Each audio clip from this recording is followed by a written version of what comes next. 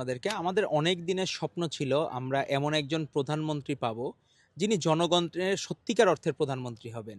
উনি খুব সাধারণ মানুষ হবেন, সিম্পল জীবনযাপন করবেন। আপনি দেখবেন তার কিন্তু কোনো আধিক্যতা নাই। আপনি ফ্যাসিস্ট হাসিনার আমলে দেখতেন তার হচ্ছে সকল আধিক্যতা ছিল। উনি যে প্রধানমন্ত্রী সকলের জোর করে ভালোবাসা পাওয়ার একটা প্রচেষ্টা ছিল। কিন্তু আমাদের চেয়ারম্যান, আমাদের প্রধানমন্ত্রী জনাব তারেক রহমান, উনি কখনো জোর করে কারো কাছ থেকে ভালোবাসা আদায় করার চেষ্টা করেন না। জামায়াতের আমিরের বাসায় গেছেন, সেইখানে তার আশপাশের প্রতিবেশীরা ছুটে এসে তার ফুল দিয়ে বরণ করার জন্য। নাহিদ ইসলামের বাসায় গেছেন, সেইখানে সাধারণ প্রতিবেশীরা ডেকে বলতেছে ভাইয়া আমাদের সাথে কিন্তু 2 মিনিট সময় দিতে হবে। চরমনের পীরের বাসায় গেছেন, তারা একটা সিটও পায় নাই। তারপরেও উনি তো সকলের প্রধানমন্ত্রী, যে একটা সিটও পায় নাই, উনি সকলের প্রধানমন্ত্রী, একটা সিট পেয়েছেন, কিন্তু সেই জায়গায় কিন্তু তাদেরকে সম্মানিত করেছেন আমাদের চেয়ারম্যান জনাব তারেক রহমান। এবং ওখানে যেও ভালোবাসা শিখতে হয়েছে। তো ভালোবাসা কখনো জোর করে আদায় করা যায় না, তারই প্রমাণ রাখছেন আমাদের প্রধানমন্ত্রী জনাব তারেক রহমান।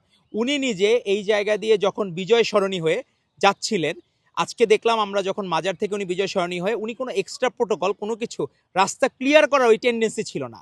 রাস্তার চারপাশে সাধারণ মানুষ দাঁড়িয়ে থাকবে, আর প্রধানমন্ত্রী ভিআইপি প্রোটোকলে যাবে। সাধারণ মানুষের দৃষ্টিকোণ থেকে, জায়গা থেকে আপনি দেখলে তাদের কষ্টগুলো বোঝা যায়। তাই সেই সাধারণ মানুষের ভাষাগুলো বুঝেন এবং জানেন আমাদের চেয়ারম্যান জনাব তারেক রহমান। উনি নিজে সেই জায়গায় এই আলাদা কোনো প্রোটোকল, আলাদা কোনো রাস্তা খালি করা, সেই ধরনের টেন্ডেন্সি উনি কখনো চান না। উনি চান একটা সাধারণ নাগরিক যে সুযোগ সুবিধা ভোগ করবে, আমি প্রধানমন্ত্রী হিসাবে সেটি ভোগ করব। উনি কিন্তু আলাদা করে এখনো গাড়ি নেন নাই। এবং আমাদের বিএনপি দলীয় যারা সংসদ সদস্য, এরা সিদ্ধান্ত নিয়েছে যে তারা কোনো রাষ্ট্রীয় প্লট নেবেন না, এবং ট্যাক্স ফ্রি যে গাড়ি তারা পেয়ে থাকেন তারা এই সুযোগ সুবিধাগুলো নেবেন না।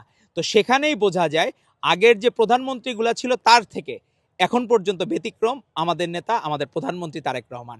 এবং আজকে উনি তার যে পিতা শহীদ রাষ্ট্রপতি জিয়াউর রহমান বীরুত্তম, উনি জিয়া সাজারা বা জিয়া বৃক্ষ রোপণ করে দিয়ে এসেছিলেন সৌদি আরবে। সেই শান্তির সুবাতাস আজও পর্যন্ত ওই এলাকায় প্রবাহিত হয়। যারাই হজে যায় বিভিন্ন বিশ্বের, তারা দেখে আসে সেই জিয়া সাজারা জিয়া ট্রি। আজকে জাতীয় স্মৃতিসৌধে উনি পারিজাত নামে একটি ঔষধি বৃক্ষ রোপণ করে এসেছেন, যা আমাদের কমিটমেন্ট ছিল, আমাদের ইশতেহারে ছিল 25 কোটি বৃক্ষ 5 বছর রোপণ করা হবে। তারই ধারাবাহিকতায় আজকে উনি প্রধানমন্ত্রী হয়ে প্রথম ভিজিটেই সেই যাত্রা শুরু করলেন।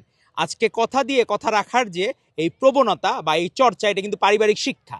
সেই শিক্ষা জিয়াউর রহমান এবং বেগম খালেদা জিয়া থেকেই পেয়েছেন আমাদের প্রধানমন্ত্রী তারেক রহমান। আমরা স্লোগান দিতাম, নেত্রী মোদের খালেদা, গর্ব মোদের আলাদা।